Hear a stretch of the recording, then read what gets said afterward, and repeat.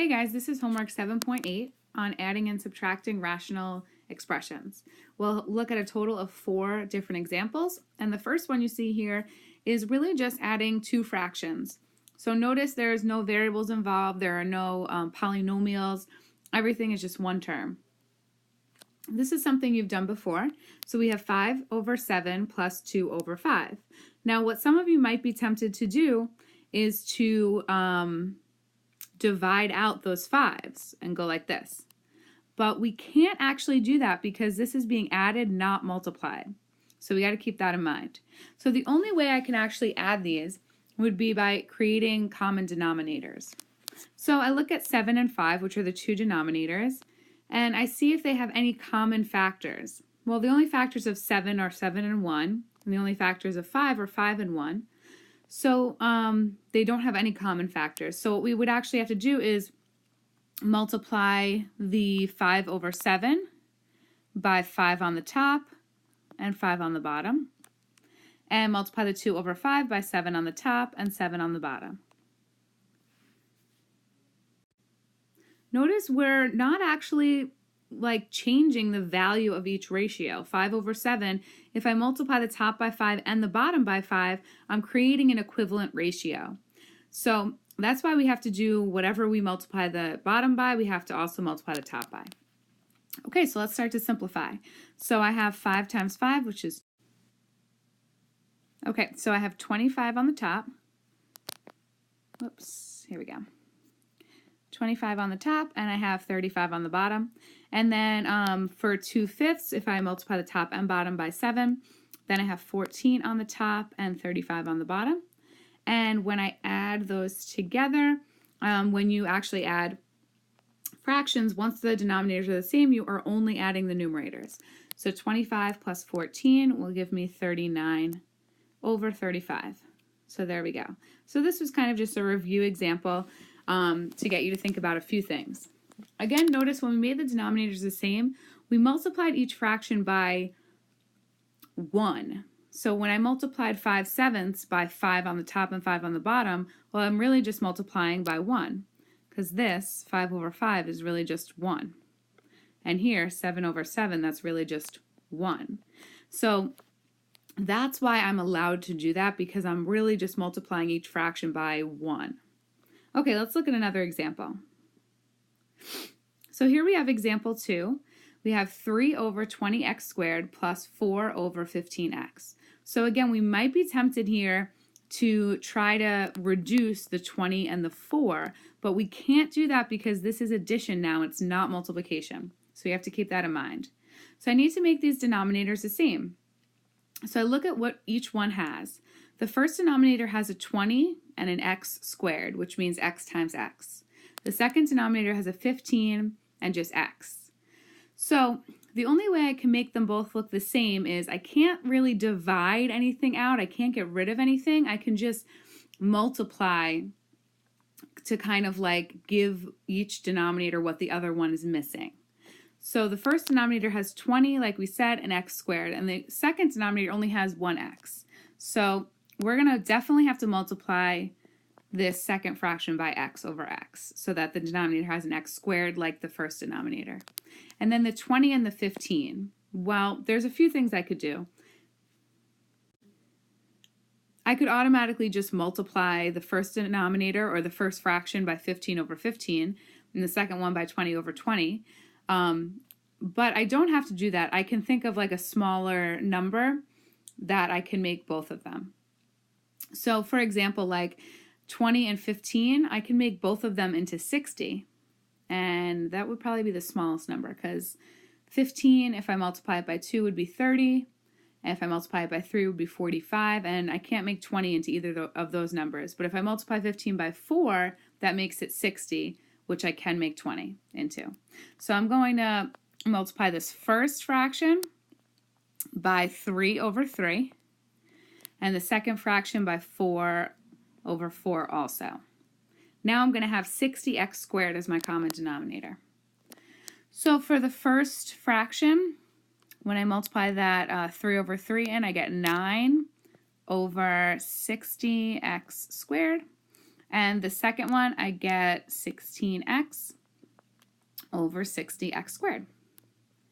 So now that I have the same denominator, I can add the numerators, and the denominator remains as 60x squared.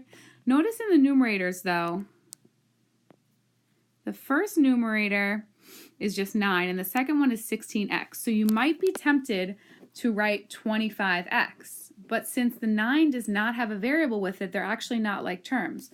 So I just write it as an expression, 9 plus 16x.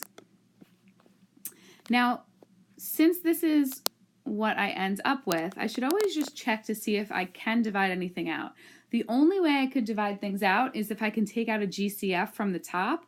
Because it's a binomial, it's two terms, and if you remember, I usually put parentheses around that binomial to indicate like I can't break it up. I can only divide things out from all terms. So I can try to factor, but 9 and 16 do not have any common factors, so this one can't be reduced any further. Okay guys, we're on our third example. Only one more after this. So if you notice here, we have again two fractions that are being added, but if you notice we have a few polynomials. So we have x minus 4, we have x squared minus x minus 6, and then the denominator of the second fraction is 2x minus 6. So when I see all these polynomials, especially in the denominator, the only way I can make these denominators the same would be by factoring them out. Because I can't just add or subtract something from the denominators to make them look the same. The only thing I can do is multiply to make them look the same. So I'm going to start by factoring out these denominators. So in the first denominator, this is a trinomial, no GCF, so I'm going to go right into factoring it out. So I need two numbers that add to -1 and multiply to -6. So I think 3 and 2 will work, and the 3 should be negative, and the 2 should be positive. Okay, the second denominator, I see it's a binomial, and I always check for a GCF first, and there is a GCF of 2, and when I factor that out, I get x minus 3. Okay, so if you notice, they both denominators have x minus 3 in common. Then the first denominator has an x plus 2, and the second denominator just has a 2.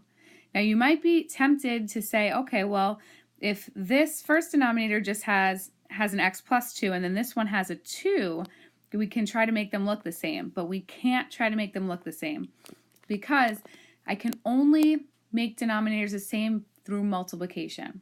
And if I multiply x to the second fraction to the bottom, I'll get 2x, not x plus 2. And I can't just do plus x. I can't add to make denominators the same. So keep that in mind. Okay, so I have to kind of go through all of the factors that are in the denominators. And I'm going to write over here on the side like what my LCD is. LCD just stands for least common denominator. So I know they both have an x minus 3, so that's going to be part of it. And then one of them has an x plus 2, which means that has to be part of it because I can't get rid of it. And then one of them has just a 2, so that has to be part of it also. So now I'm just going to multiply each fraction by what it's missing. So for the first denominator, I have x minus 3 and x plus 2, so it's missing just that factor of 2. So I'm going to multiply that to the top and the bottom. So I'm going to multiply it here to the top and down here to the bottom. Now the second fraction has a 2 and it has an x minus 3, so it means it's missing an x plus 2. So I'm going to multiply that to the top and the bottom. So x plus 2 over here and x plus 2 on the bottom here also. All right, let me write it out so it doesn't look so sloppy. So now on the top I have 2 times x minus 4 for the first fraction, all over 2 times x minus 3 times x plus 2. There's no sense in multiplying the denominators back together because nothing's really going to change with the denominator. And then the second fraction, the top is 2 times x plus 2 and over that common denominator of 2 times x minus 3 times x plus 2. Okay, looking good so far. So now a few things that I should mention here. So you might be tempted to cross things out that look the same. Like, for example, you might be tempted to cross out this x plus 2 with either this one on the bottom here or this one right here. But remember that the reason that we have x plus 2 on the top and the bottom of this fraction was to make the denominators the same. So if we cross those out, then now the denominators won't be the same in both fractions and we won't be able to add them. Also, we can't cross this out with this out because this is two fractions that are being added, not multiplied. So keep all of those things in mind because you're going to be tempted to do those things. Okay, stay with me. So now what I want to do is I want to combine the numerators to make it one fraction. But before I do that, I notice I have some distribution here, so I'm going to do that. Take care of that first. So I have 2x minus 4, 2x minus 8. And then for the other fraction, I multiply that 2 in. And here I have 2x plus 4. And notice that this was addition in the middle, so it didn't really affect the signs for this second fraction. All those signs just stayed the same. When we have subtraction, then it starts to affect the signs. Okay, so this is all over our common denominator of 2 times x minus 3 times x plus 2. And now I'm going to just simplify and combine like terms in that numerator.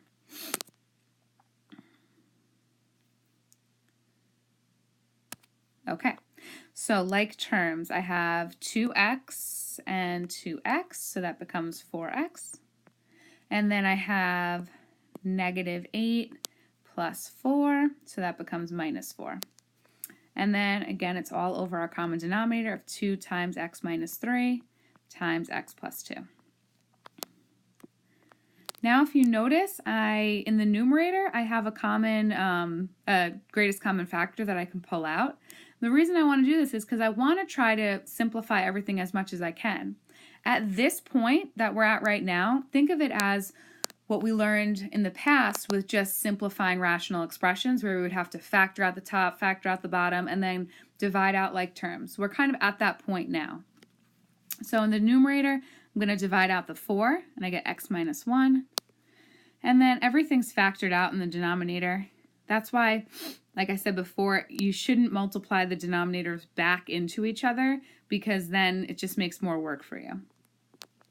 Okay, so now if you notice, I have a factor of 4 on the top and a factor of 2 on the bottom, which can be simplified. So 4 over 2 is just 2 over 1. So now that leaves my final answer as 2 times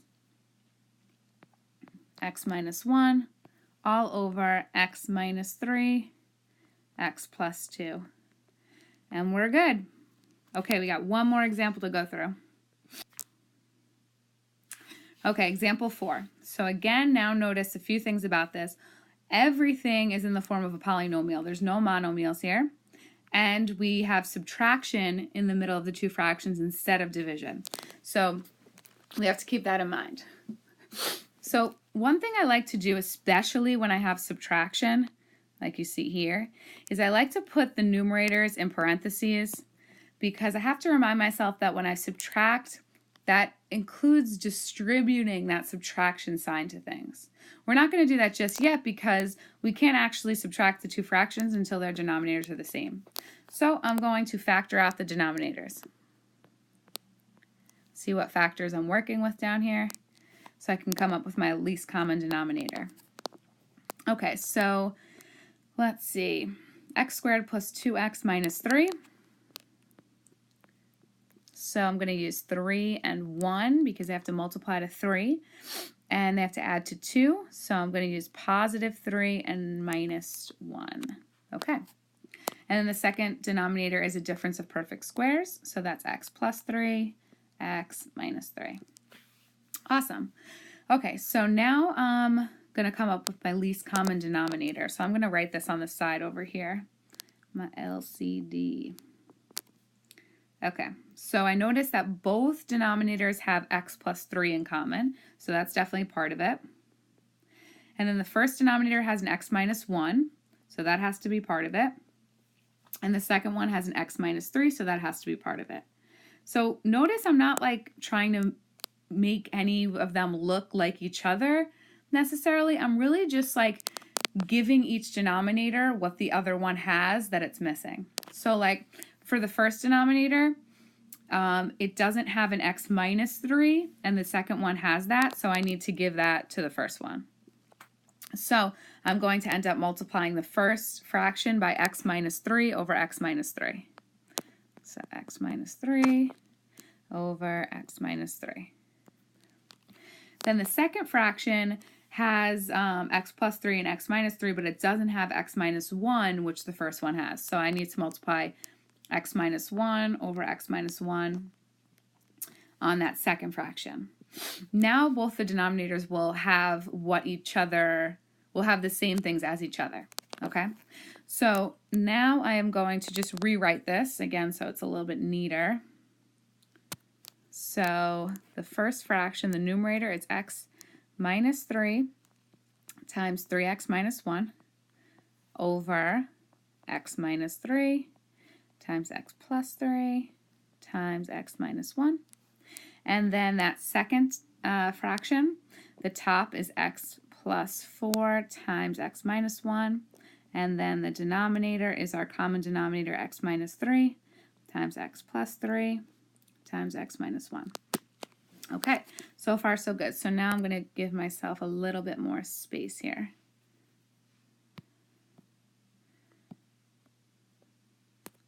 Okay, so I'm going to keep going, and if I notice again, this is subtraction. You see subtraction here.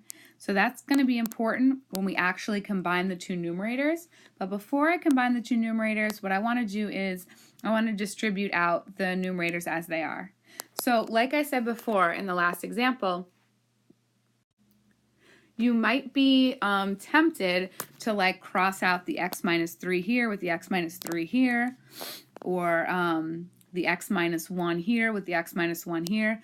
But remember that we can't do that because the reason those things are there were to make the denominators the same, because we can only subtract these fractions if the denominators are the same. So again, you're going to be tempted to do that, but try to keep in mind why we did it in the first place, why it's there in the first place. Okay, so now I'm going to multiply these numerators, these two binomials in the numerators together. So I get 3x squared minus x minus 9x plus 3. And that's all over our least common denominator. Okay, and then in the second numerator, I'm going to again multiply those together. So I got x squared minus x plus 4x and minus 4, all over least common denominator. Usually coming up with the least common denominator is what gives people the most difficulty. Okay, so now here's where we really have to be careful. So there's no more like multiplication we can do within these. Really what we want to do next is to actually combine the two fractions into one, and then like add and subtract like terms in the numerators. But we have to be really careful because there's this subtraction sign here. That subtraction sign indicates we're subtracting everything from the first numerator from everything in the second numerator. So I need to put parentheses around this to remind myself that I need to distribute the negative in here. Okay? So I have 3x squared minus x minus 9x plus 3 minus x squared plus x minus 4x plus 4. Notice all the signs in this polynomial on the right changed. And now since I'm actually combining them, I'm just writing it all over that one least common denominator. Okay, so far so good. We're really past the hard part. So now in the numerator, I'm going to combine all like terms. So I see 3x squared and I see minus x squared. So that's 2x squared. And then I see a minus x here and a plus x over here. So those actually just add to 0. So I'm just going to cross those out. And then I see minus 9x minus 4x, which is minus 13x. And then I see a plus 3 and a plus 4, which is plus 7. Okay, and then I have my least common denominator.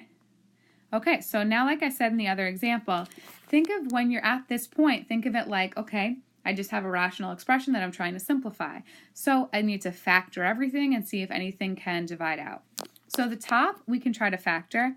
I noticed that there is no GCF between 2x squared, negative 13x, and 7.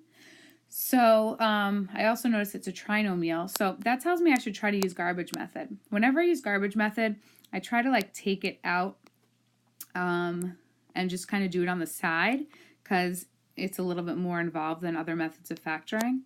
So I need to multiply the 2 and the 7. That gives me 14. And then can I think of two numbers that multiply to 14 and add to negative 13? They have to multiply to positive 14 though, so that means they both have to be positive or both have to be negative. So I can only use 14 and 1 because that's the only way we're going to make 13. But for it to be negative 13, the 14 would have to be negative and the 1 would have to be positive. And these don't multiply to positive 14. So this doesn't work. So that tells me that this numerator cannot be factored. So here we are. We're done. Okay, thanks guys.